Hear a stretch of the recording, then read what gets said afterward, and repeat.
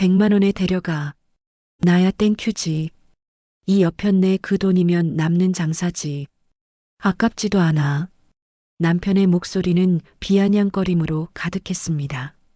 순간 공기가 얼어붙었습니다. 저는 그 자리에 굳어버렸습니다.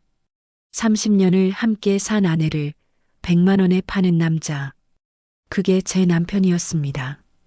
그리고 며칠 후 남편은 진심으로 그 돈을 받았습니다. 저를 정말로 팔아넘긴 겁니다. 이야기를 시작하기 전에 무료로 누를 수 있는 구독과 좋아요 버튼 꼭 부탁드립니다. 그리고 혹시 이 영상을 어디에서 듣고 계신가요? 지금 계신 지역이나 장소를 댓글로 남겨주시면 남겨주신 곳으로 좋은 기운과 행운을 전해드리겠습니다. 저는 오늘도 새벽 5시에 눈을 떴습니다. 알람 소리보다 먼저 몸이 일어나는 게 익숙해진 지 오래입니다. 옆자리를 보니 남편은 소주 냄새를 풍기며 코를 골고 있었습니다. 이불도 덮지 않은 채 옷을 입은 모습이 처량해 보였지만 저는 그냥 일어났습니다. 이제는 아무 감정도 들지 않았으니까요. 부엌으로 가서 찬물로 세수를 하고 머리를 단정히 빗었습니다. 거울 속 제 얼굴을 보니 58살이라는 나이가 고스란히 박혀 있었습니다. 눈가 주름, 입가에 깊이 팬 선, 거칠어진 손등. 이 모든 것이 제가 살아온 세월의 증거였죠. 강정숙. 그게 제 이름입니다. 평범한 이름, 평범한 인생을 살아온 여자입니다. 시장으로 가는 버스 안은 텅 비어 있었습니다. 창밖으로 보이는 읍내 풍경은 언제나 똑같았습니다. 낡은 건물들, 간판 불빛이 꺼진 가게들, 아직 어둠이 가시지 않은 골목길. 저는 이 길을 20년 넘게 걸어왔습니다. 결혼하고 아이를 낳고 아이를 키우고 이렇게요. 딸아이는 서울로 시집가서 1년에 한두 번 얼굴을 보는 게 전부였습니다. 시장 반찬 가게에 도착하니 사장님이 벌써 나와 계셨습니다. 아이고, 정숙 씨 또 일찍 왔네. 그렇게 일찍 안 와도 돼요. 사장님은 늘 그렇게 말씀하시지만 저는 일찍 오는 게 좋았습니다. 집에 있으면 남편의 얼굴을 봐야 하니까요. 또 일하는 동안만큼은 제가 쓸모 있는 사람 같았으니까요. 오늘도 김치를 담그고 나물을 무치고 장아찌를 정리했습니다. 손님들이 하나둘 들어오기 시작했습니다. 정숙 씨가 만든 김치는 정말 맛있어. 이 김치찌개 양념 좀 싸주세요. 그런 말들이 유일한 위로였습니다. 저는 제 손맛을 알아주는 사람들에게 감사했습니다. 적어도 여기서만큼은 제가 인정받고 있으니까요. 오후가 되자 허리가 끊어질 것 같았습니다. 하지만 쉴 수 없었습니다. 저녁 장사 준비를 해야 했으니까요. 사장님이 말씀하셨습니다. 정숙 씨, 오늘 일찍 들어가요. 내가 마무리할게. 저는 고개를 저었습니다. 아니에요, 제가 할게요. 괜찮아요. 집에 일찍 가봤자 남편의 잔소리만 들을 게 뻔했으니까요. 해가 지고 어둠이 내렸습니다. 저는 무거운 발걸음으로 집에 돌아왔습니다. 현관문을 여는 순간 술 냄새와 담배 연기가 코를 찔렀습니다. 거실에는 남편이 옆집 박노인과 함께 앉아 막걸리를 마시고 있었습니다. 두 사람은 얼굴이 벌개져서 크게 웃고 떠들고 있었습니다. 저 왔어요. 저는 조용히 인사했습니다. 남편은 저를 힐끗 보더니 다시 박노인에게 술을 따랐습니다. 형수님, 오늘도 수고 많으셨습니다. 박노인은 예의 바르게 인사했습니다. 저는 고개를 끄덕이고 부엌으로 들어갔습니다. 저녁을 차리는 동안 거실에서는 계속 웃음소리가 들렸습니다. 남편의 목소리가 컸습니다. 아, 진짜 힘들어 죽겠어. 저 여편네는 돈도 안 되는 일이나 하고. 그 말에 가슴이 철렁했습니다. 제가 하는 일을 그렇게 생각하고 있었구나. 하지만 놀랍지는 않았습니다. 남편은 언제나 그랬으니까요. 밥상을 차려나가자 박노인이 말했습니다. 형수님 손맛이 정말 끝내주네요. 우리 집에 와서 밥 좀 해주시면 안 될까요? 농담처럼 던진 말이었습니다. 저는 어색하게 웃으며 대답했습니다. 무슨 말씀을? 언제든지 오세요. 그때였습니다. 남편이 비아냥거리는 목소리로 말했습니다. 100만 원이면 됩니다. 그 돈 주면 가져가쇼. 순간 공기가 얼어붙었습니다. 박노인은 당황한 표정으로 웃었고 저는 그 자리에 굳어버렸습니다. 남편은 계속 웃으며 말했습니다. 진짜예요. 100만 원 주고 데려가세요. 제 심장이 쿵쿵거렸습니다. 남편의 눈빛은 진지했습니다. 그는 농담이 아니었습니다. 박노인은 어색하게 자리를 떠났고 저는 그 자리에 멍하니 서 있었습니다. 100만 원. 그게 제 값이었습니다. 남편에게 저는 100만 원짜리 물건이었던 겁니다. 그날 밤 잠을 이룰 수 없었습니다. 남편의 말이 귓가에 맴돌았습니다. 100만 원, 100만 원, 100만 원. 제 평생이, 제가 살아온 모든 시간이 고작 100만 원이라는 말이었습니다. 눈물이 흘렀지만 소리내어 울 수는 없었습니다. 옆에서 자는 남편이 깰까봐 이불을 뒤집어 쓰고 조용히 울었습니다. 새벽이 되어서야 잠이 들었는데 얼마 지나지 않아 다시 눈을 떠야 했습니다. 오늘도 시장에 가야 했으니까요. 세수를 하고 거울을 보니 눈이 퉁퉁 부어 있었습니다. 찬물로 눈을 씻고 화장으로 가렸습니다. 아무도 제 눈물을 알아채지 못하게. 그날 이후 며칠이 지났지만 남편의 말은 계속 제 머릿속을 떴습니다. 시장에서 일하는 동안에도, 밥을 먹는 동안에도, 잠들기 전에도 그 말이 귓가에 맴돌았습니다. 100만 원. 제 값이 100만 원이라는 말이 가슴에 못처럼 박혔습니다. 남편은 그 이후로도 달라진 게 없었습니다. 아침부터 술을 마시고 저녁이면 옆집 박노인을 불러들여 또 술을 마셨습니다. 저는 묵묵히 밥을 차리고 설거지를 했습니다. 이게 제 인생의 전부였으니까요. 그런데 이상했습니다. 박노인이 자꾸 눈치를 보는 것 같았습니다. 밥을 먹으면서도 술을 마시면서도 제 얼굴을 슬쩍슬쩍 쳐다봤습니다. 어느 날 저녁이었습니다. 남편이 제 앞에 앉더니 말했습니다. 당신, 나 좀 잠깐 봐. 할 말 있어. 그 목소리가 평소와 달랐습니다. 저는 설거지하던 손을 멈추고 남편을 바라봤습니다. 남편의 얼굴에는 어떤 결심 같은 게 보였습니다. 저번에 농담처럼 한 말 있잖아. 100만 원 얘기. 남편이 말을 이었습니다. 그거 진짜야. 박노인이 나한테 100만 원 준대. 진짜로. 저는 귀를 의심했습니다. 설마 진심은 아니겠지. 하지만 남편의 눈빛은 진지했습니다. 무슨 소리예요? 제 목소리가 떨렸습니다. 남편은 한숨을 쉬더니 말했습니다. 아, 진짜 답답해. 그 영감이 혼자 사는 게 외롭대. 밥 해줄 사람이 필요하다고. 그래서 나한테 100만 원 준다잖아. 가서 밥 해주며 살아. 나도 질렸어. 나도 질렸어. 그 말이 제일 아팠습니다. 남편은 저한테 질렸다는 겁니다. 30년을 함께 살았는데, 아이를 낳고 키우며 함께 늙어왔는데, 이제는 질렸다는 겁니다. 게다가 저를 100만 원에 팔아넘기겠다는 겁니다. 남편 주머니에 100만 원을 넣기 위해 저를 넘기겠다는 말이었습니다. 당신 지금 나를 파는 거예요? 제가 물었습니다. 남편은 짜증 섞인 목소리로 대답했습니다. 팔다니 말이 그렇지. 그냥 밥 해주러 가는 거지. 당신 시장에서 번 돈이 얼마나 되는데. 집에서 빈둥거리는 나한테 미안하지도 않아? 차라리 100만 원이라도 생기면 좋잖아. 제 손이 부들부들 떨렸습니다. 화가 났습니다. 서럽고 억울했습니다. 남편은 저를 사람이 아니라 물건으로 보고 있었습니다. 100만 원짜리 물건, 팔아서 돈을 챙길 수 있는 물건, 그게 30년을 함께 산 아내에 대한 남편의 생각이었습니다. 당신 제정신이에요? 제 목소리가 떨렸습니다. 남편은 대답 대신 자리에서 일어났습니다.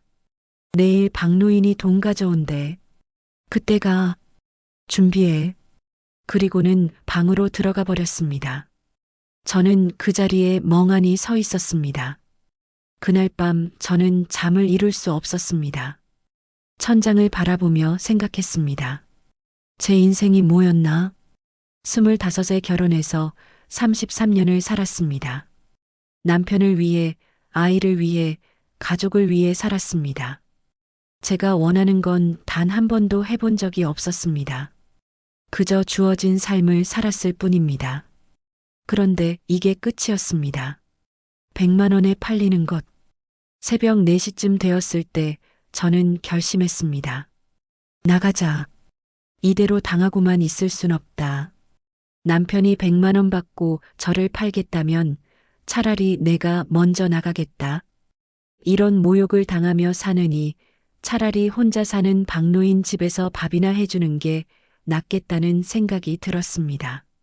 아침이 되었습니다. 남편은 아침도 안 먹고 나갔습니다. 아마 박노인한테 돈을 받으러 간 모양이었습니다. 저는 방으로 들어가 옷까지 몇 벌을 가방에 넣었습니다. 많이 가져갈 것도 없었습니다. 어차피 제 것이라고 할 만한 게 별로 없었으니까요. 가방 하나면 충분했습니다. 점심때쯤 남편이 돌아왔습니다. 얼굴에 묘한 미소를 띠고 있었습니다. 받았어. 100만 원. 남편이 주머니를 두드리며 말했습니다. 제 가슴이 철렁 내려앉았습니다. 정말로 나를 팔았구나. 정말로 100만 원을 받았구나. 그래요. 잘 됐네요. 저는 담담히 말했습니다. 남편은 제 표정을 살폈습니다. 화났어? 저는 고개를 저었습니다. 아니에요. 이제 나갈게요. 저는 가방을 들고 현관으로 걸어갔습니다. 어디가? 남편이 물었습니다. 박노인 집이요. 당신이 100만 원 받고 팔았잖아요. 가야죠. 제 목소리는 차갑게 가라앉아 있었습니다. 남편은 뭔가 말하려다 입을 다물었습니다. 현관문을 열고 나서는 순간 눈물이 쏟아질 것 같았습니다. 하지만 참았습니다. 울면 지는 거니까요. 저는 그냥 걸었습니다. 옆집 박노인의 집으로 걸어갔습니다. 몇 걸음 안 되는 거리였지만 그 길이 참 멀게 느껴졌습니다. 박노인의 집 앞에 섰습니다. 문을 두드리자 박노인이 나왔습니다. 형수님, 박노인의 얼굴에는 미안함이 가득했습니다. 들어가도 될까요? 제가 물었습니다. 박노인은 황급히 문을 열어주었습니다. 정말 미안합니다. 이렇게까지 될 줄은 몰랐어요. 박노인이 말했습니다. 저는 씁쓸하게 웃었습니다. 괜찮아요. 어차피 저는 100만 원짜리 여자니까요. 그 말에 박노인은 고개를 숙였습니다. 집안은 생각보다 깔끔했습니다. 허름하긴 했지만 정돈되어 있었습니다. 방은 저쪽이에요. 편히 쓰세요. 박노인이 안방을 가리켰습니다. 저는 가방을 들고 방으로 들어갔습니다. 방문을 닫는 순간 더 이상 참을 수 없었습니다. 바닥에 주저앉아 소리 없이 울었습니다. 100만 원에 팔려온 여자. 그게 바로 저였습니다. 강정숙이었습니다. 58살 강정숙의 새로운 인생이 시작되는 순간이었습니다. 방에서 한참을 울고 나니 마음이 조금 가라앉았습니다. 창밖을 보니 해가 지고 있었습니다. 저는 얼굴을 씻고 거울을 봤습니다. 눈이 퉁퉁 부어 있었지만 어쩔 수 없었습니다. 이제 이 집에서 살아야 했으니까요. 방문을 열고 나가니 박노인이 거실에 앉아 있었습니다. 제 발소리를 듣고 고개를 들었습니다. 형수님, 괜찮으세요? 그 목소리에 걱정이 묻어 있었습니다. 저는 고개를 끄덕였습니다. 네, 괜찮아요. 저녁 어떻게 할까요? 박노인이 조심스럽게 물었습니다. 저는 부엌을 둘러봤습니다. 생각보다 깨끗했습니다. 냉장고를 열어보니 재료가 몇 가지 있었습니다. 제가 만들게요. 뭐 드시고 싶으세요? 아무거나 괜찮습니다. 형수님이 편한 대로 하세요.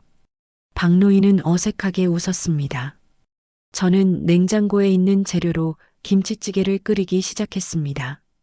두부도 넣고 돼지고기도 넣었습니다. 손이 저절로 움직였습니다. 평생 해온 일이었으니까요. 찌개가 보글보글 끓는 소리가 집안을 채웠습니다. 그 소리가 이상하게 위로가 되었습니다. 밥을 하고 반찬을 꺼내 작은 접시에 담았습니다. 시장에서 일할 때처럼 정성스럽게 상을 차렸습니다. 박노인이 그 모습을 지켜보고 있었습니다. 다 됐어요. 드세요. 상을 내오자 박노인이 자리에 앉았습니다. 저도 맞은편에 앉았습니다. 박노인은 김치찌개를 한 숟가락 떠서 입에 넣었습니다. 그리고 눈을 감았습니다. 맛있네요. 정말 맛있습니다. 그 말에 제 가슴이 먹먹해졌습니다. 남편은 제가 해준 밥을 먹으면서 단 한 번도 맛있다고 말한 적이 없었습니다. 당연하다는 듯이 먹고 불평만 했습니다. 하지만 박노인은 달랐습니다. 진심으로 고마워하는 게 느껴졌습니다. 형수님, 박노인이 젓가락을 내려놓고 말했습니다. 저 진짜 그런 뜻 아니었어요. 100만 원 얘기도 그냥 농담이었는데. 박노인의 목소리가 떨렸습니다. 형님이 진짜로 받겠다고 할 줄은 몰랐습니다. 미안합니다. 저는 고개를 저었습니다. 아니에요. 오히려 잘 됐어요. 저도 그 집에서 더 이상 못 살겠더라고요. 그 말이 진심이었습니다. 남편과의 삶은 이미 끝나 있었으니까요. 그래도 박노인이 말을 이었습니다. 100만 원 같은 건 신경 쓰지 마세요. 그냥 같이 밥 먹을 사람이 필요했어요. 혼자 밥 먹는 게 너무 외로워서요. 마누라 죽고 나서 3년째인데 아직도 적응이 안 되네요. 박노인의 눈가가 붉어졌습니다. 저는 그제야 알았습니다. 이 사람도 저처럼 외로운 사람이라는 걸. 혼자 남겨져서 밥 먹을 때마다 빈자리를 바라보며 살아가는 사람이라는 걸. 저도 외로웠어요. 제가 말했습니다. 남편이 옆에 있어도 혼자인 것 같았어요. 말도 안 통하고 마음도 안 통하고 그냥 같은 집에 사는 남남 같았죠. 그 말을 하고 나니 눈물이 또 났습니다. 박노인이 휴지를 건네주었습니다. 우리 같은 사람들은 그렇게 사나 봅니다. 외로움을 안고 살아가는 거죠. 두 사람은 한동안 말없이 밥을 먹었습니다. 하지만 그 침묵이 불편하지 않았습니다. 오히려 편안했습니다. 저녁을 먹고 설거지를 하는데 박노인이 다가왔습니다. 제가 닦을게요. 아니에요, 제가 할게요. 두 사람이 함께 설거지를 했습니다. 박노인이 설거지통을 들고 저는 그릇을 씻었습니다. 마치 오래전부터 그렇게 해온 것처럼 자연스러웠습니다. 그날 밤 잠자리에 들면서 생각했습니다. 이상하게도 마음이 편했습니다. 옆집이지만 남편의 집과는 완전히 다른 공기가 흘렀습니다. 여기서는 제가 사람 취급을 받았습니다. 물건이 아니라 사람으로. 다음 날 아침 일찍 일어나 아침을 준비했습니다. 된장찌개를 끓이고 계란말이를 부쳤습니다. 박노인이 일어나 식탁에 앉았습니다. 아이고, 형수님 이렇게까지 안 해도 되는데. 괜찮아요. 하던 일이에요. 아침을 먹으며 박노인이 물었습니다. 형수님, 시장 일은 어떻게 할 건가요? 저는 깜짝 놀랐습니다. 시장 일을 생각도 못하고 있었습니다. 아, 맞다. 오늘 나가야 하는데. 출근하세요. 저는 괜찮습니다. 점심은 혼자 먹을게요. 저녁만 같이 먹으면 됩니다. 박노인의 배려가 고마웠습니다. 정말요? 네, 당연하죠. 형수님 일도 중요한데. 기왕 이렇게 된 거 며칠 편히 지내다 가세요. 천천히 생각해 보시고. 그 말에 가슴이 따뜻해졌습니다. 박노인은 저를 붙잡으려는 게 아니었습니다. 그저 쉬어갈 곳을 내어준 것 뿐이었습니다. 고맙습니다. 제가 말했습니다. 박노인은 손을 저었습니다. 뭐려? 형수님이 밥 해주시는 게 제가 더 고맙죠. 그날부터 저는 아침마다 밥을 차려주고 시장에 나갔습니다. 저녁이 되면 집에 돌아와 박노인과 함께 저녁을 먹었습니다. 박노인은 늘 맛있네요. 고맙습니다라고 말했습니다. 그 말 한마디가 제게는 큰 위로였습니다. 하지만 평화는 오래가지 않았습니다. 일주일쯤 지났을 때였습니다. 시장에서 일하는 동안 사람들의 시선이 느껴지기 시작했습니다. 저 여자 남편이 팔아버렸대. 누군가 속삭이는 소리가 들렸습니다. 저는 모른 척했지만 가슴이 찢어지는 것 같았습니다. 며칠 더 지나자 소문은 더 심해졌습니다. 100만 원 받고 넘어갔대. 창피한 줄도 모르고 어떻게 저러고 다녀. 시장 사람들은 제 앞에서도 대놓고 수군거렸습니다. 사장님조차 난처한 표정으로 저를 바라봤습니다. 저는 참았습니다. 아무 말도 하지 않았습니다. 어차피 뭐라고 해봤자 소용없었으니까요. 하지만 그날 저녁집에 돌아와 박노인과 마주 앉으니 눈물이 쏟아졌습니다. 형수님, 무슨 일이에요? 박노인이 놀라서 물었습니다. 사람들이 저를. 저는 말을 잇지 못했습니다. 박노인은 한숨을 쉬었습니다. 소문났군요.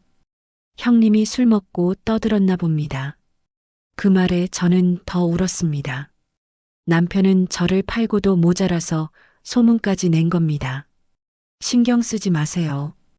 박노인이 말했습니다.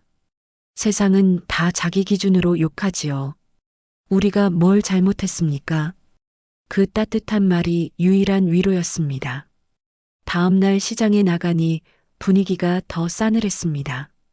사람들은 제가 지나가면 고개를 돌렸습니다. 반찬을 사러 오던 단골 손님들도 다른 가게로 발길을 돌렸습니다. 저 여자한테 사면 안 돼. 100만 원 받고 팔려간 여자잖아. 누군가 크게 말하는 소리가 들렸습니다. 사장님이 제게 다가왔습니다. 정숙 씨, 미안한데 요즘 손님들이 뭐라고 해서. 사장님의 얼굴에 난처함이 가득했습니다. 저는 알았습니다. 그만두라는 말이구나. 괜찮아요. 제가 그만둘게요. 저는 담담히 말했습니다. 정말 미안해요. 소문이 가라앉으면 다시. 사장님의 말을 제가 끊었습니다. 아니에요. 저도 이럴 줄 알았어요. 신경 쓰지 마세요. 저는 앞치마를 벗어 사장님께 건넸습니다. 20년 가까이 일하던 곳을 그렇게 떠났습니다. 집으로 돌아오는 길에 동네 슈퍼에 들렀습니다. 장을 보려고 들어가는데 주인 아주머니가 쌀쌀맞게 말했습니다. 어머, 강정숙 씨네. 잘 사시나 봐요? 100만 원 받고. 비아냥거리는 말투였습니다. 저는 아무 대꾸 없이 필요한 것만 집어들고 계산했습니다. 박노인의 집에 돌아오니 오후 2시쯤이었습니다. 박노인이 거실에서 텔레비전을 보고 있었습니다. 형수님, 벌써 오셨어요? 박노인이 놀라서 물었습니다. 네, 일 그만뒀어요. 저는 장바구니를 부엌에 내려놓으며 말했습니다. 왜요? 무슨 일 있었어요? 박노인이 걱정스러운 얼굴로 물었습니다. 저는 씁쓸하게 웃었습니다. 소문 때문에 손님들이 안 와요. 사장님도 난처해 하시고. 박노인은 한숨을 깊게 쉬었습니다. 다 제 탓입니다. 제가 괜한 농담을 해서. 아니에요. 괜찮아요. 저는 고개를 저었습니다. 사실 괜찮지 않았습니다. 하지만 박노인 탓은 아니었습니다. 모든 게 남편 탓이었습니다. 저를 100만 원에 팔고 동네방네 소문을 낸 남편 탓이었습니다. 그날 저녁 휴대폰이 울렸습니다. 언니였습니다. 정수가, 너 무슨 짓이야? 언니의 목소리는 차가웠습니다. 언니 나 동네에 소문 다 났어. 우리 집안 망신이야. 당분간 연락하지 마. 명절에도 오지 말고. 언니는 일방적으로 말하고 전화를 끊었습니다. 손이 떨렸습니다. 친정마저 저를 버렸습니다. 남편도 동네 사람들도 이제 친정까지. 저는 정말 혼자였습니다. 눈물이 주르륵 흘러내렸습니다. 아무 소리도 내지 않았지만 눈물은 멈추지 않았습니다. 형수님, 박노인이 제 옆에 앉았습니다. 울지 마세요. 세상 사람들이 뭐라든 상관없어요. 형수님은 잘못한 게 없습니다. 박노인이 휴지를 건넸습니다.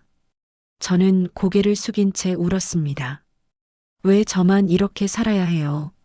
제가 뭘 잘못했어요? 아무것도 잘못 안 했어요. 박노인이 말했습니다. 그냥 세상이 원래 그래요. 약한 사람한테는 가혹하죠.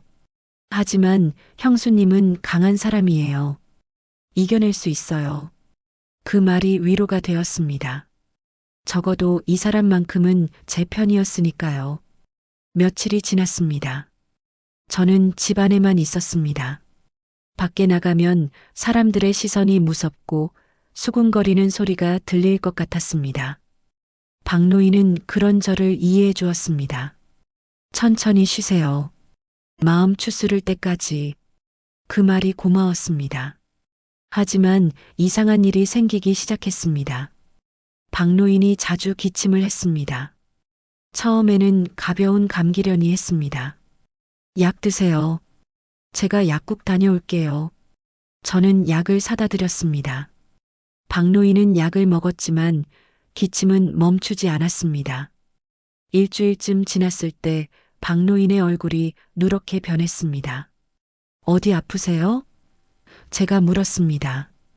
박노인은 고개를 저었습니다. 괜찮아요.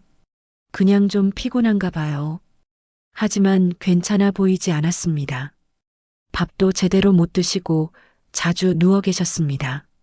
며칠 더 지나자 박노인의 눈 흰자위까지 노래지기 시작했습니다.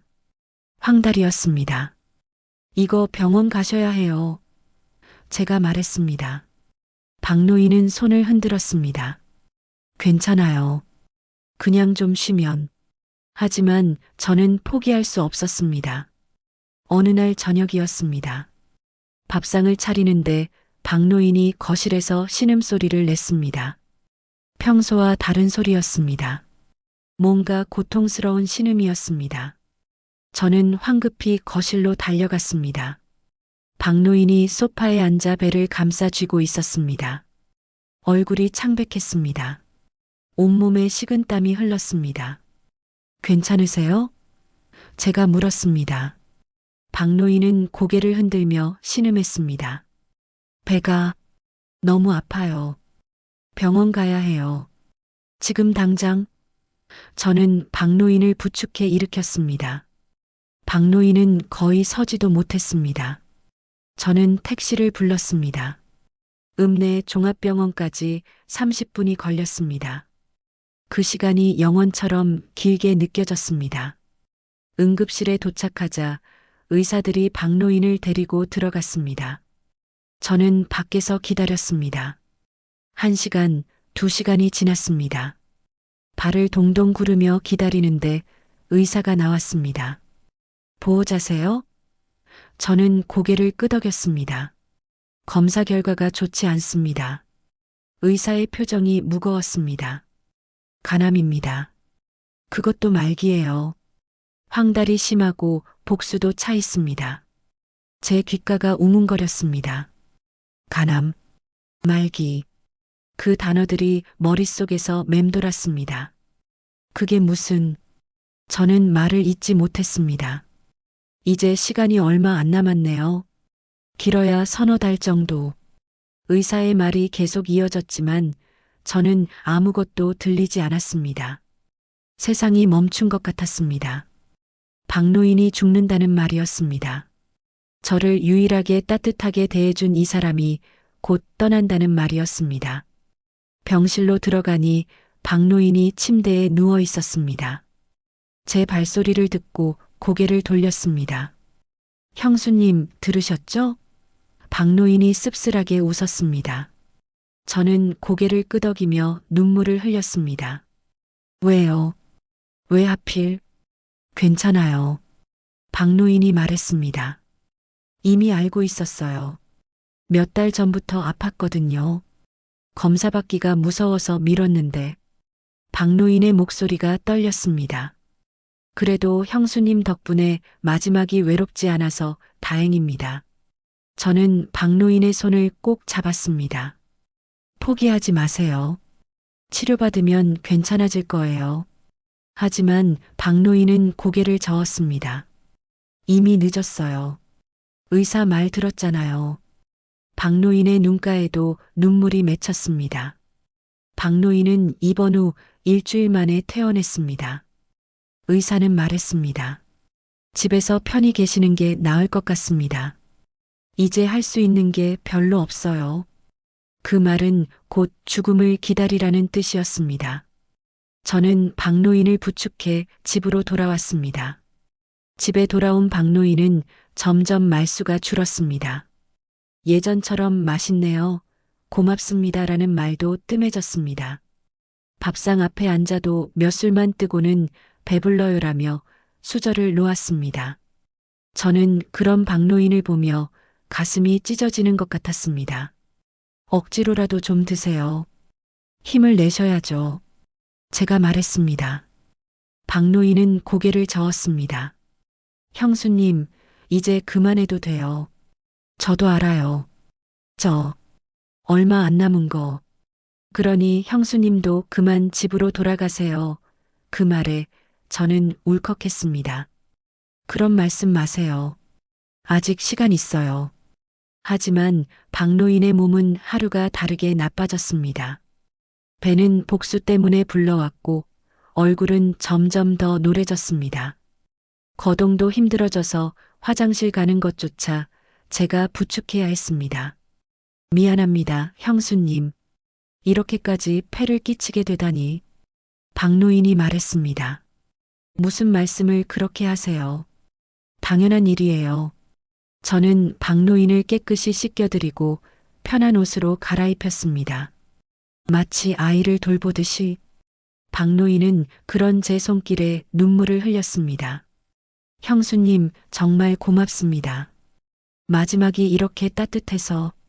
어느 날 저녁이었습니다. 박노인이 침대에 누워 있다가 저를 불렀습니다. 형수님, 잠깐 앉으세요. 저는 침대 옆 의자에 앉았습니다. 박노인이 제 손을 꼭 잡았습니다. 그 손이 얼마나 차가운지 깜짝 놀랐습니다. 형수님, 내일 은행 좀 가주실 수 있어요? 박노인이 말했습니다. 네, 무슨 일인데요? 제 통장 좀 확인해 주세요. 비밀번호는 0331입니다. 먼저 간 마누라 생일이에요. 박노인의 목소리가 떨렸습니다. 왜 갑자기 통장을? 제가 묻자 박노인이 말했습니다. 제 평생 모은 돈이 거기 다 있어요. 확인 좀 해주세요. 혹시 모르니까. 저는 고개를 끄덕였습니다. 네, 알겠어요. 내일 다녀올게요. 그날 밤 박노인은 유난히 힘들어했습니다. 통증이 심한지 신음소리를 냈습니다. 저는 진통제를 드리고 등을 쓸어주었습니다. 괜찮으세요? 네, 형수님. 형수님 손길이 참 따뜻하네요. 박노인이 미소를 지었습니다. 다음 날 아침 일찍 은행에 갔습니다. 박노인의 통장을 가지고 가서 잔액을 조회했습니다. 그런데 이상한 일이 있었습니다. 며칠 전에 큰 금액이 이체되어 나간 기록이 있었습니다. 어디로 간 걸까? 저는 자세한 내역을 출력했습니다. 집에 돌아와 박노인께 내역서를 보여드렸습니다. 여기 큰 돈이 나갔는데요. 어디에 쓰신 거예요?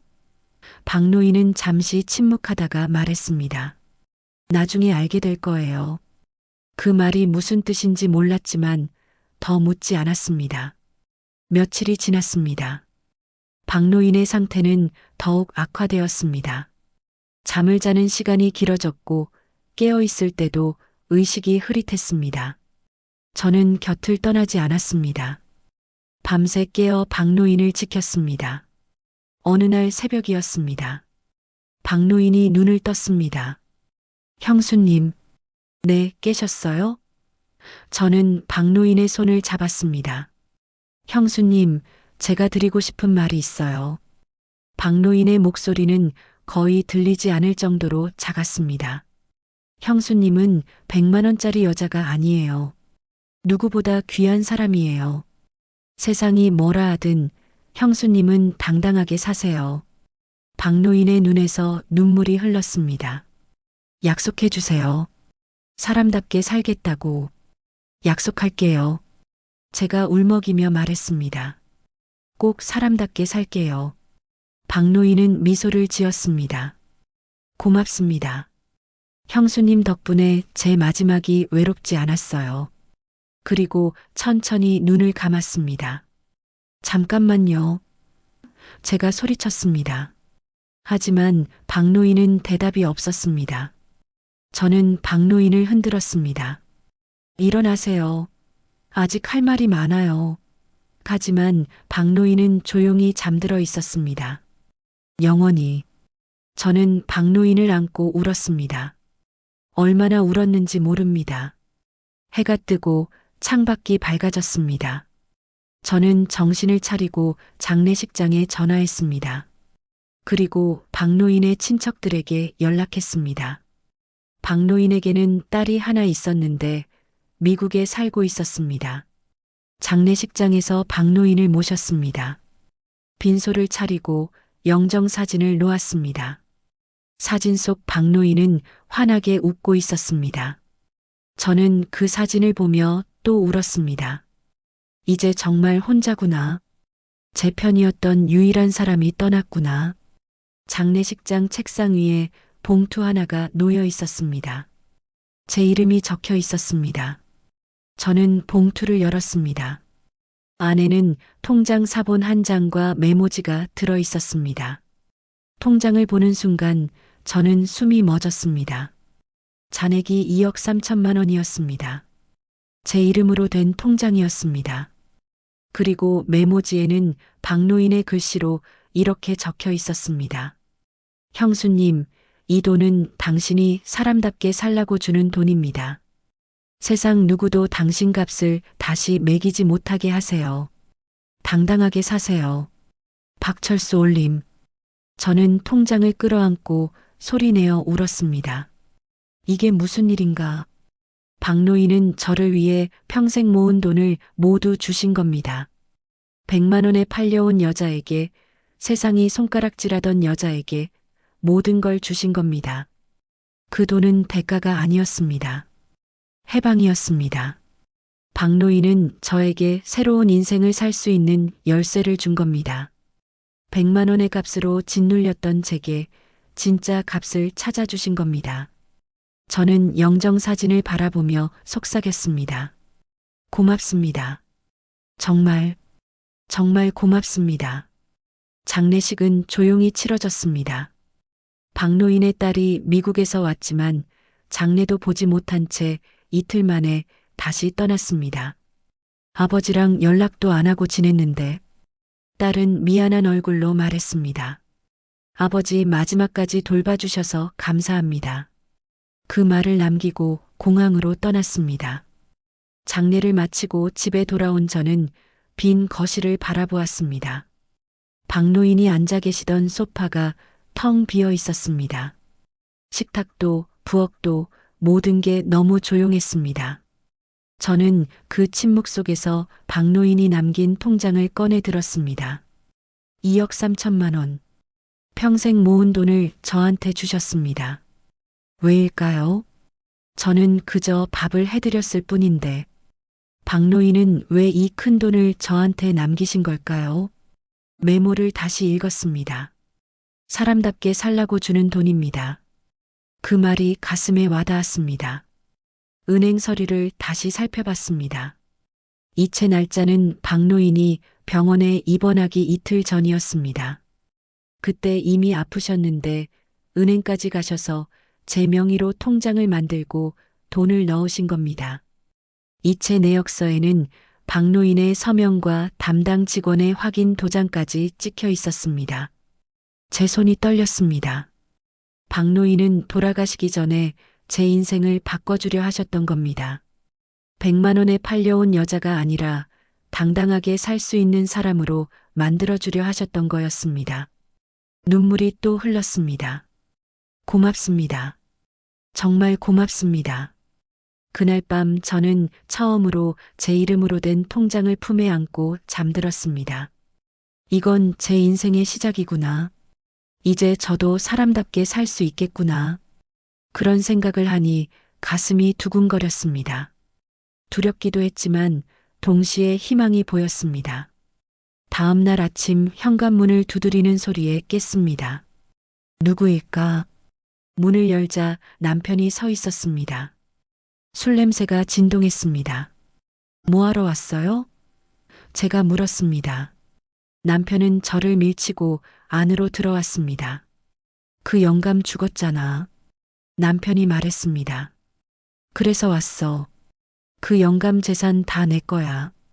저는 어이가 없었습니다. 무슨 소리예요? 내가 너를 팔았잖아. 100만 원 받고. 그러니까 그 영감 재산도 내 거지. 남편의 논리는 황당했습니다. 100만 원을 받았으니 박노인의 재산도 자기 것이라는 말이었습니다. 당신 정신 있어요? 그게 무슨 말도 안 되는 소리예요. 제가 말했습니다. 남편은 비웃었습니다. 말이 안 돼? 당신을 내가 팔았는데 그 영감이 당신한테 뭘 줬는지 다 알아. 통장 내놔. 남편이 손을 내밀었습니다. 저는 뒤로 물러섰습니다. 안 돼요. 이건 제 거예요. 내 거? 웃기지 마.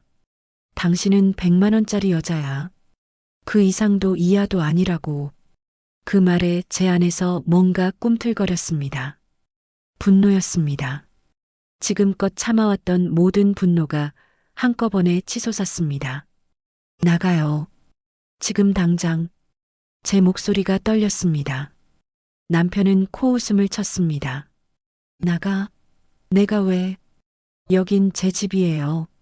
박 선생님이 제게 물려주신 집이라고요. 당신 집이 아니에요. 저는 당당히 말했습니다. 남편의 얼굴이 일그러졌습니다. 뭐? 집까지? 네, 집도요. 통장도요. 모든 게 제 이름으로 되어 있어요. 남편이 저를 밀쳤습니다. 거짓말. 증거 대봐. 저는 가방에서 서류를 꺼냈습니다. 은행 이체 내역서, 부동산 등기부등본, 모든 게 제 이름으로 되어 있었습니다. 남편은 서류를 빼앗아 보더니 얼굴이 하얗게 질렸습니다. 이게 말이 돼? 남편이 중얼거렸습니다. 네, 말이 돼요. 박 선생님이 돌아가시기 전에 모두 제 명의로 바꿔주셨어요. 은행 직원 확인 서명도 있고 법적으로 완벽해요. 저는 차분히 말했습니다. 남편은 서류를 집어던졌습니다. 이건 사기야. 내가 고소할 거야. 하세요. 제가 말했습니다. 하지만 소용없을 거예요. 박 선생님이 자발적으로 주신 거니까. 증인도 있고 서류도 완벽해요. 당신이 고소해봤자 당신만 창피해질 거예요. 남편은 이를 갈았습니다. 너 정말 나가요. 이제 당신하고는 아무 상관없어요. 이혼 서류 보낼 테니 도장 찍어요. 저는 단호하게 말했습니다. 제 목소리가 이렇게 강할 수 있다는 게 신기했습니다. 남편이 소리쳤습니다. 이혼? 내가? 감히? 네, 제가요. 100만 원짜리 여자가 아니라 강정숙이 이혼하는 거예요. 저는 남편의 눈을 똑바로 쳐다봤습니다. 남편은 뭔가 더 말하려다 입을 다물었습니다. 제 눈빛이 달라졌다는 걸 느낀 모양이었습니다. 나중에 후회할 거야. 남편이 마지막으로 던진 말이었습니다. 안 해요. 후회는 당신이 하게 될 거예요. 저는 문을 활짝 열었습니다. 나가요. 남편은 욕설을 퍼부으며 나갔습니다. 문을 닫는 순간 저는 바닥에 주저앉았습니다. 손이 떨렸습니다. 다리에 힘이 없었습니다. 하지만 가슴은 뛰고 있었습니다. 제가 해냈습니다. 33년 동안 참고 견디기만 했던 제가 오늘은 맞섰습니다. 당당하게 제 것을 지켰습니다. 박노인이 주신 선물을 지켜냈습니다. 그날 밤 저는 박노인의 메모를 다시 읽었습니다. 사람답게 살라고 주는 돈입니다.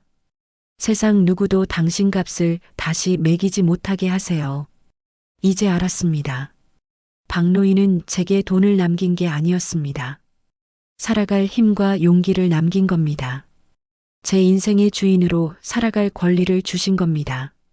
저는 통장을 꼭 끌어안았습니다. 그리고 다짐했습니다. 잘 살겠습니다. 당당하게 살겠습니다. 이건 제 인생의 끝이 아니라 시작입니다. 58배 새로운 시작입니다. 몇 달이 흘렀습니다. 이혼 서류는 법원에 제출했고 재판을 기다리는 중이었습니다.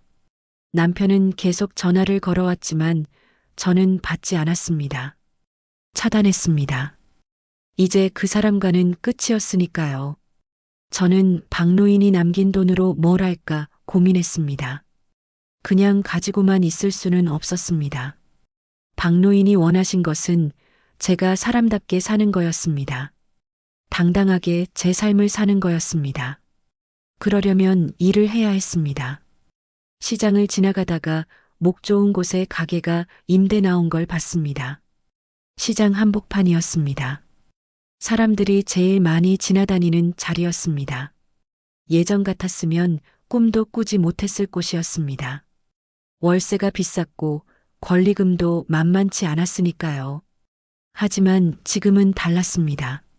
저에게는 돈이 있었습니다. 가게는 작았지만 깨끗했습니다. 창문도 크고 환기도 잘 됐습니다. 여기로 할게요. 제가 말했습니다. 부동산 사장님이 놀랐습니다. 이렇게 빨리 결정하세요? 네, 마음에 들어요. 계약금을 냈습니다. 제 돈으로, 제 이름으로 인테리어를 새로 했습니다. 벽을 하얀색으로 칠하고 깨끗한 진열장을 들였습니다. 냉장고도 새 것으로 샀습니다. 간판을 달 때가 제일 떨렸습니다. 뭐라고 쓸까요? 간판 사장님이 물었습니다. 정숙 반찬이요. 강정숙의 정숙이요. 간판이 달리는 걸 보며 눈물이 났습니다. 제 이름이 박힌 간판, 제가 주인인 가게, 58배 처음 갖는 제 것이었습니다. 박노인이 살아계셨다면 얼마나 좋아하셨을까. 저는 하늘을 올려다보며 속삭였습니다. 박 선생님, 보고 계시죠? 가게 문을 연 첫날 아침, 손님이 별로 없었습니다. 사람들이 아직 쟤를 100만 원에 팔려간 여자로 기억하고 있었으니까요. 하지만 괜찮았습니다. 천천히 가면 되니까요. 저는 정성껏 김치를 담그고 나물을 무쳤습니다. 며칠이 지나자 손님이 하나둘 늘기 시작했습니다. 여기 반찬 맛있대요. 정숙 씨가 직접 담근 김치래요. 소문이 조금씩 퍼졌습니다. 시장 사람들도 슬금슬금 와서 구경했습니다. 와, 정숙 씨 가게 차렸네. 그 말에 가슴이 뿌듯했습니다. 한 달쯤 지났을 때였습니다. 가게가 제법 자리를 잡아가고 있었습니다. 단골 손님도 생겼습니다. 정숙 씨 김치찌개 양념 주세요. 계란말이도 포장해 주세요. 그런 말들을 들을 때마다 행복했습니다. 제가 필요한 사람이 되었다는 게 느껴졌으니까요. 그런데 어느 날 오후였습니다. 가게 문이 벌컥 열리더니 남편이 들어왔습니다. 술에 취한 얼굴이었습니다. 여기가 내 가게냐? 남편의 목소리는 거칠었습니다. 손님 몇 명이 놀라서 저를 쳐다봤습니다. 나가요. 여긴 제 가게예요. 제가 말했습니다. 남편은 비웃었습니다. 내 가게? 그 돈 다 내 돈인데? 아니에요. 박 선생님이 제게 주신 거예요. 당신하고는 상관없어요. 저는 단호하게 말했습니다. 상관없어? 남편이 소리쳤습니다.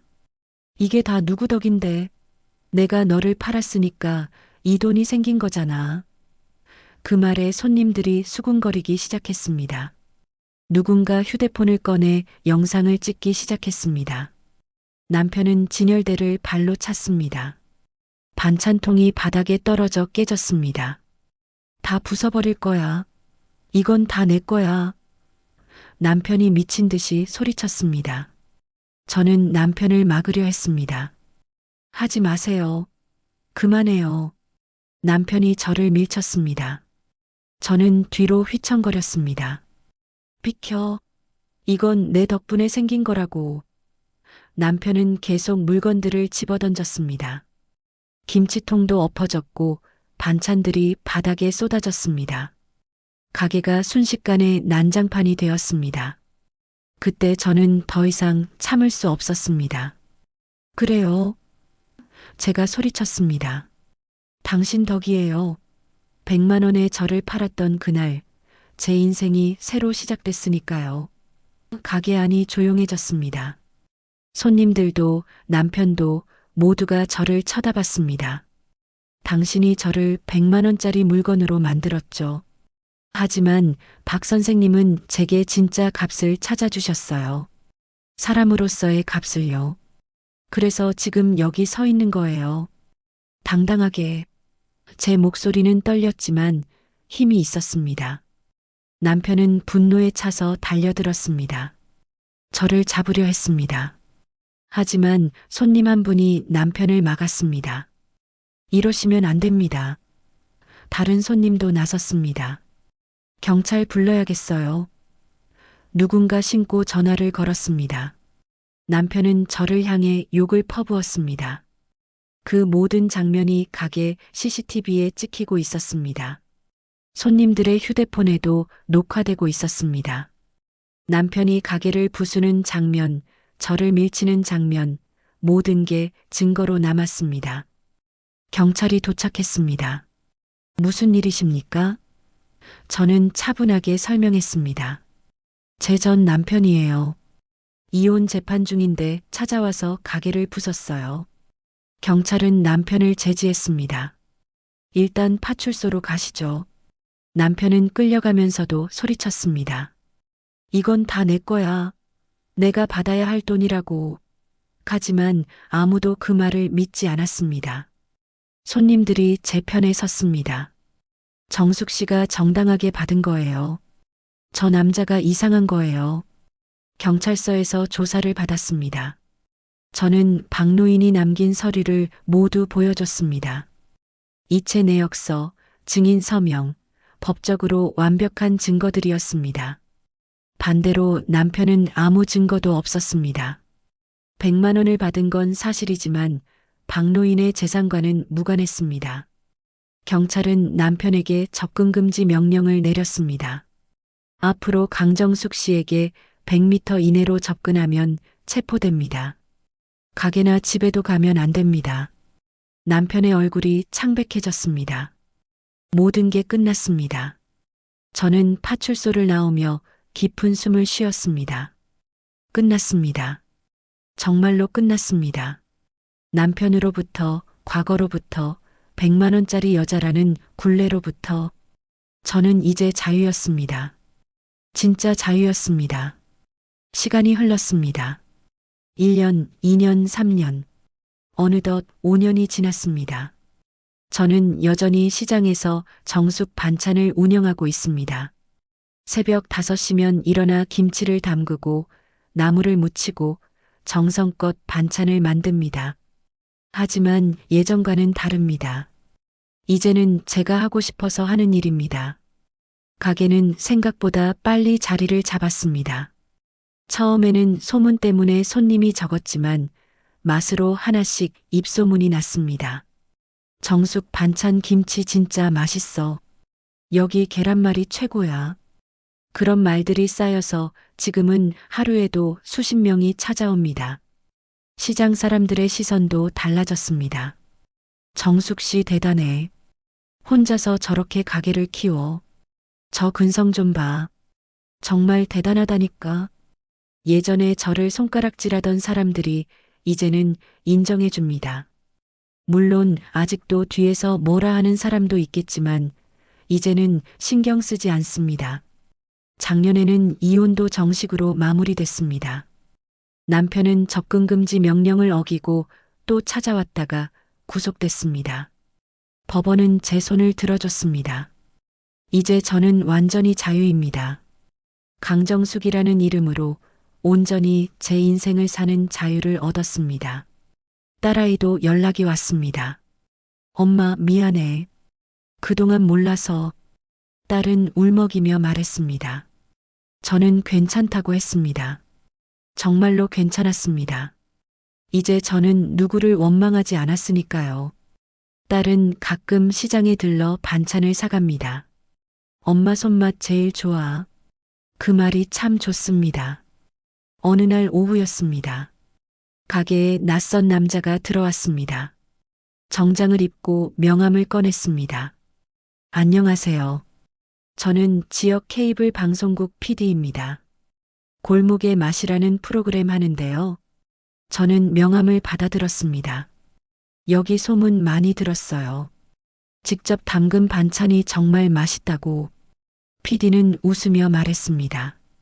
저희 프로그램에 한번 나와주실 수 있으세요? 어머니 이야기를 들려주시면 좋을 것 같아서요. 방송이라니. 저는 당황했습니다. 저 같은 사람이 방송에 나와도 되나요? 제가 물었습니다. PD는 고개를 끄덕였습니다. 당연하죠. 어머니 이야기가 많은 분들께 힘이 될 것 같아요. 어떻게 여기까지 오셨는지 그 이야기를요. 저는 잠시 망설이다 대답했습니다. 해볼게요. 촬영 날이 다가왔습니다. 긴장됐습니다. 카메라 앞에 서본 적이 없었으니까요. 하지만 PD는 편하게 대해줬습니다. 그냥 편하게 이야기하세요. 어머니의 진심이 제일 중요해요. 카메라가 돌아가기 시작했습니다. 정숙 반찬을 시작하게 된 계기가 뭔가요? PD가 물었습니다. 저는 깊은 숨을 쉬고 입을 열었습니다. 100만 원이요. 그 말에 PD가 눈을 깜빡였습니다. 네, 100만 원이요? 네, 100만 원에서 시작된 이야기예요. 저는 천천히 말했습니다. 남편에게 100만 원에 팔렸던 이야기, 박노인을 만났던 이야기, 세상의 손가락질을 받았던 이야기, 그리고 박노인이 저에게 새로운 삶을 선물했던 이야기, 모든 걸 담담히 털어놨습니다. 그 100만 원은요. 제가 말을 이었습니다. 절 파는 값이 아니었어요. 저를 다시 사는 값이었어요. 100만 원 때문에 제 인생이 시작됐거든요. 그 돈이 없었다면 저는 평생 그 집에서 죽었을 거예요. 하지만 박 선생님이 진짜 값을 알려주셨어요. 제가 사람으로서 얼마나 소중한지를요. 카메라 앞에서 눈물이 났습니다. 부끄럽지 않았습니다. 이건 제 진심이었으니까요. 박 선생님은 제게 돈을 남기신 게 아니에요. 살아갈 용기를 주신 거예요. 당당하게 살 수 있는 힘을 주신 거예요. 저는 하늘을 올려다보며 속삭였습니다. 박 선생님, 보고 계시죠? 저 약속 지켰어요. 사람답게 제 이름으로 잘 살고 있어요. 촬영이 끝나고 며칠 후 방송이 나갔습니다. 동네 사람들이 다들 봤다며 가게로 찾아왔습니다. 정숙 씨, 방송 봤어. 진짜 감동적이더라. 우리가 몰랐네. 미안해. 사과하는 사람도 있었고, 응원하는 사람도 있었습니다. 가게 앞에는 손님이 줄을 섰습니다. 방송을 보고 찾아온 사람들이었습니다. 저도 힘을 얻었어요. 한 아주머니가 말했습니다. 저도 이혼하고 혼자 사는데 어머니 보고 용기 났어요.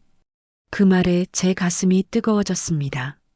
저는 더 이상 100만 원짜리 여자가 아니었습니다. 강정숙이었습니다. 58배 새로 시작해서 63이 된 지금까지 당당하게 살아온 강정숙이었습니다. 제 이름으로, 제 힘으로, 제 삶을 사는 사람이었습니다. 저녁에 가게 문을 닫고 혼자 앉아 있었습니다.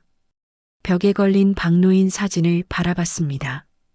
장례식 때 받아온 사진이었습니다. 박 선생님, 제가 말했습니다. 제가 해냈어요. 선생님이 원하신 대로 사람답게 살고 있어요. 사진 속 박노인은 환하게 웃고 있었습니다. 마치 대답하는 것 같았습니다. 잘했어요, 형수님. 정말 잘하셨어요. 저는 그 사진을 보며 미소 지었습니다. 고맙습니다. 정말 고맙습니다. 창밖을 보니 시장에 불이 켜지기 시작했습니다. 제 가게 간판에도 불이 들어왔습니다. 정숙 반찬. 그 네 글자가 환하게 빛났습니다. 제 이름이, 제 인생이 이렇게 빛나고 있었습니다. 저는 내일도 새벽 5시에 일어날 겁니다. 김치를 담그고 나물을 무치고 손님을 맞이할 겁니다. 힘들지만 행복합니다. 이건 제가 선택한 삶이니까요. 누가 시켜서가 아니라 제가 하고 싶어서 하는 일이니까요. 100만 원. 그 돈은 제 삶의 끝이 아니라 시작이었습니다. 무너진 자존감을 다시 세우는 시작점이었습니다. 그리고 박노인은 그 시작점에서 제 손을 잡아준 분이었습니다. 저는 그 손을 놓치지 않았습니다. 끝까지 붙잡고 여기까지 왔습니다. 이제 저는 압니다. 사람의 값은 돈으로 매길 수 없다는 걸, 제 값은 제가 정하는 거라는 걸, 그리고 당당하게 사는 게 진짜 복수라는 걸. 저는 이겼습니다. 세상의 편견에, 남편의 모욕에, 제 자신의 두려움에 이겼습니다. 오늘도 저는 잘 살고 있습니다. 내일도 잘 살 겁니다. 강정숙으로 당당하게.